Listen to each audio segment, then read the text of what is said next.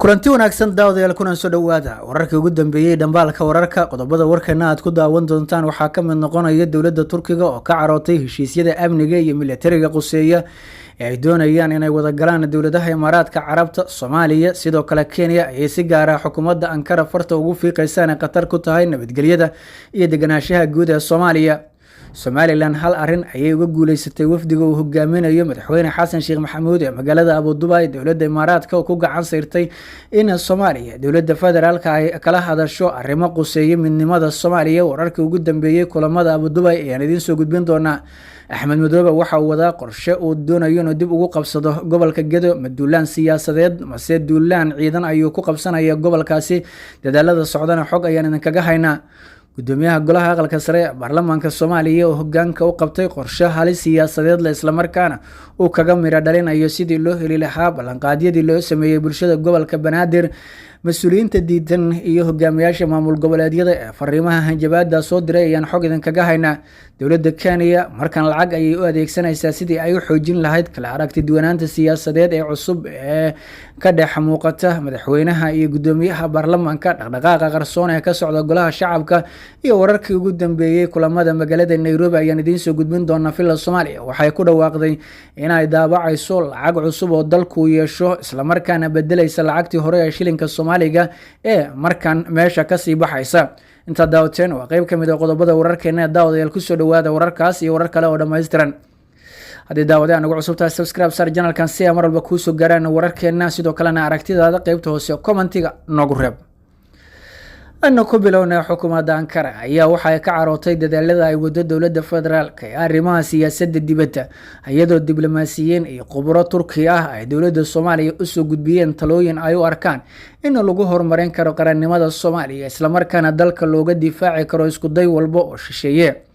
xukuumadda Ankara waxay bidaamisay in Nairobi iyo Abu Dhabi ay yihiin qatar weyn oo dhinacyada amniga iyo siyaasadda iyo dhaqaalaha intaba ah isla markaana Soomaaliya halis ku ah waxayna u soo jeedisay in aan lagu degdegin tallaabooyinka la qaadayo. madaxweynaha dalka Turkiga Rajab Tayyip Erdogan wasiirkiisa wasaaradda arrimaha dibadda ayaa sida xogtu ay tilmaamayso adeegsaday diblomaasiyiin ku sugan Muqdisho isla markaana uu ka mid yahay safiirka Mareykanka kaaliyaha safaaradda Mareykanka iyo xubno kale oo siyaabo kala duwan cod hoose iyo sidoo kale mid saraba ugu sheegay mas'uuliyiinta dowladda federaalka in laga gaashaanto tilaabo walba oo dalalka cadaawadu ay kala dhaxayso Soomaaliya ay qaadayaan.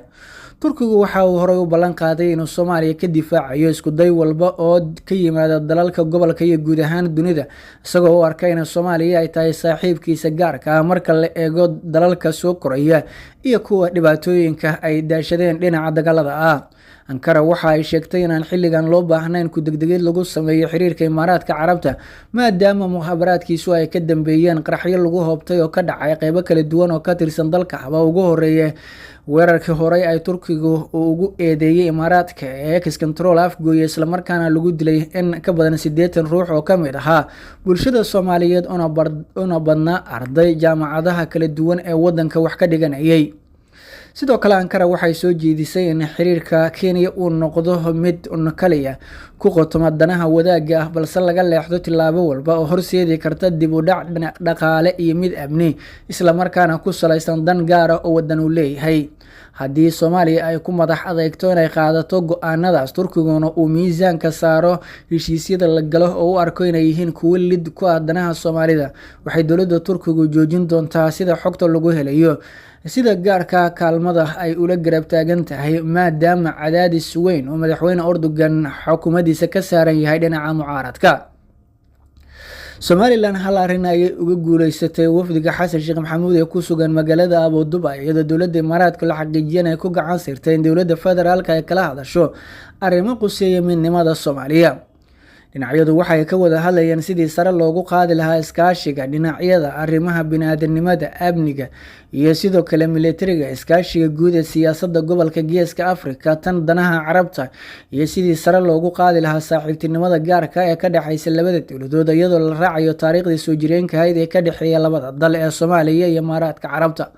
marka ay mareysay dhinaca dhaqaalaha waxaa la soo hadal qaaday maalgashiga loo baahan yahay horumarinta kaabayaasha dhaqaalaha waxaana halkaasi ka soo iftiintay dekedda magaalada Berbera iyo sidoo kale dekedda magaalada Boosaaso oo Imaaraadku uu gacanta ku hayo.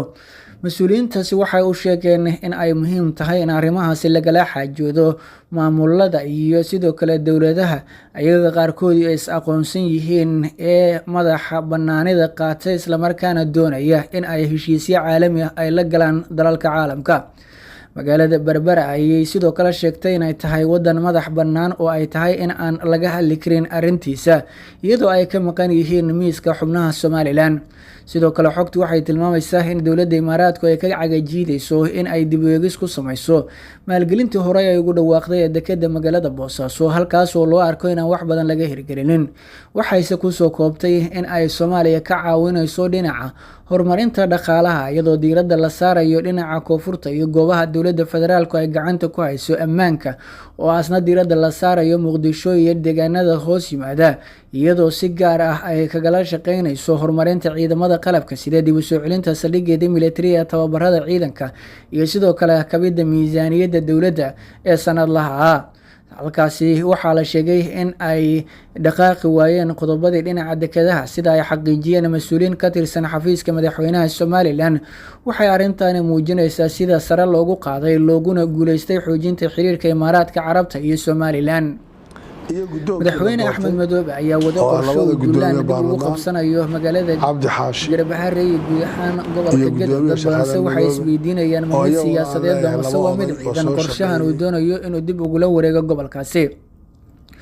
mas-uuliyiin hore uga soo shaqeeyay gobolka Gedo qaarkoodna maalmihii lasoo dhaafay ay ahaayeen kuwa gashanaa shaati mucaarad kana soo horjeeday madaxweyne Axmed Madoobe iyo kuwa saaxiibo ay yihiin oo isku milmay ayaa kasoo dhex muuqday dadaalada la doonayo in gobolka Gedo mar uu Axmed Madoobe ku tago socdaalkiisa islamarkaana uu ku xaqiijiyo in si rasmi loo hirgeliyay maamul gobolku maamulo degmo iyo sidoo kale midka magaalada xarunta oo gobolkaasi ee Garbaharre.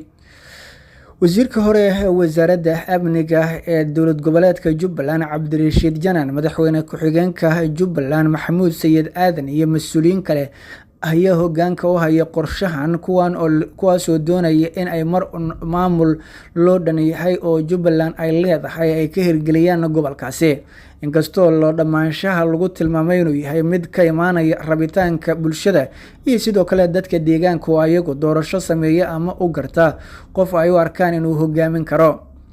madaxweyne Axmed Madoobe waxa uu la kulmay dadaalo ka socda gobolkaasi islamarkaana uu hogaaminayo Axmed Bulle Canjeex oo dadaalkii ugu dambeeyay ku bixinaya sidii gobolkaasi uu kaga hor istaagi lahaa mas-uuliyiinta loo arko inay dowladda federaalka iyo sidoo kale Axmed Madoobe gacan saar la leeyihiin kana soo horjeedaan maamulka gobolkaasi muddada ka jiray ee sida gaarka ah u taageersanaa madaxweynihii hore ee Jamhuuriyadda Soomaaliya Maxamed Cabdullaahi Farmaajo. gobolka ayaa la sheegay inuu yahay mid wajahaya dhibaatooyin kala duwan marka la fiiriyo muuqaaladii ugu dambeeyay ee lagu soo bandhigay socdaalka ergeyga gaarka ah ee madaxweynaha Soomaaliya u qaabilsan arrimaha Soomaaliya Cabdiraxmaan Cabdishakuur Warsame oo ku tagay degmada Dool oo xaaladda abaarta iyo arrimaha bini'aadanimo ee ka dhashay ayaa cirka ku sii shareeray xaaladii adkeyd ee ka jirta gobolkaasi.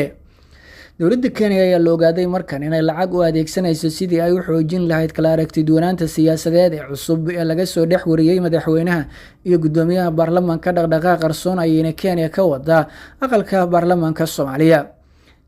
ila ka tirsan xubnaha sida dhow ula socda dhaqdhaqaaqyada Kenya ee madaxweynihii hore ee Soomaaliya Maxamed Cabdullaahi Farmaajo ayaa laga soo xigtay in Kenya ay bixinayso lacag ka badan 9 milyan oo doolarka Mareykanka laguna qarash gareeyo tilaabo walba oo loo arko inay sare u qaadayso isku horkeenida iyo sidoo kale isku dhifashada siyaasadeed ee hoggaanka sare ee dowladda federaalka, iyadoo tilaabada koowaad laga dhigayo kulamada soo socda ee la filayo in lagu meel mariyo ra'iisul wasaaraha maadaama Kenya ay u aragtay in ra'iisul wasaaruhu u batay dhinaca Itoobiya marka la fiiriyo dhaqdhaqaaqa iyo galaangalka ka socda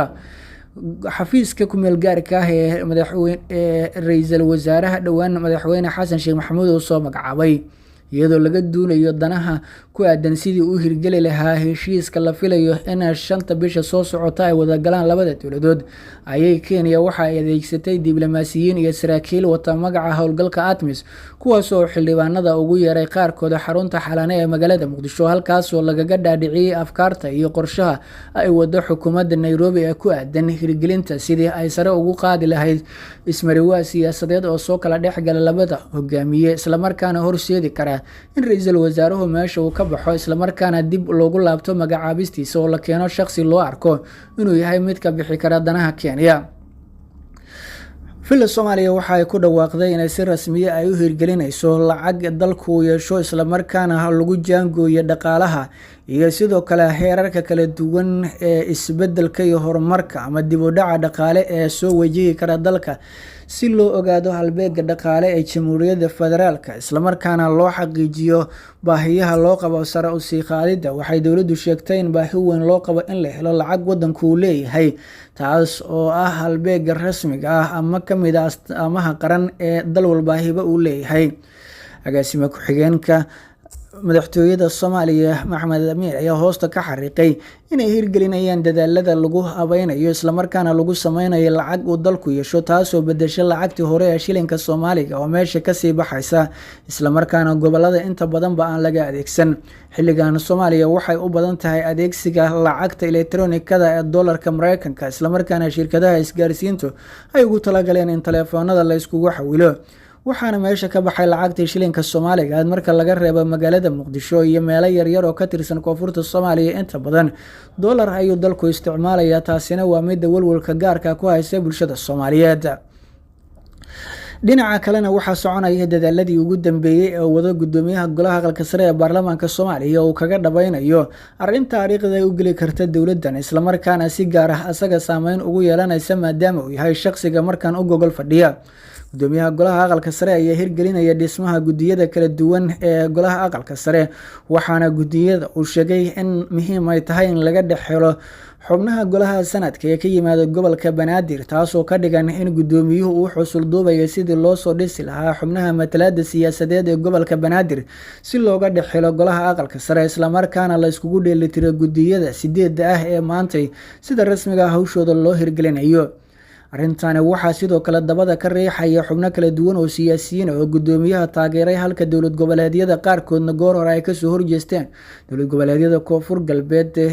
iyo sidoo kale Puntland iyo Jubbaland ayaa ku tilmaamay arintaasi mid waqtigeedu uu dhamaaday aanan loo baahnayn xilligan in la isku mashquuliyo maadaama dheelitirnaan siyaasadeed iyo mid bulsho aanan ka jirin habka la doonayo in lagu maamulo saami qaybsiga kuraasta gobolka Banaadir. daawada haddii aan ugu cusubtahay subscribe saar channelkan si ay mar walba ku soo gaaraan wararkeena ku xirnaa dhabaalka wararkeena.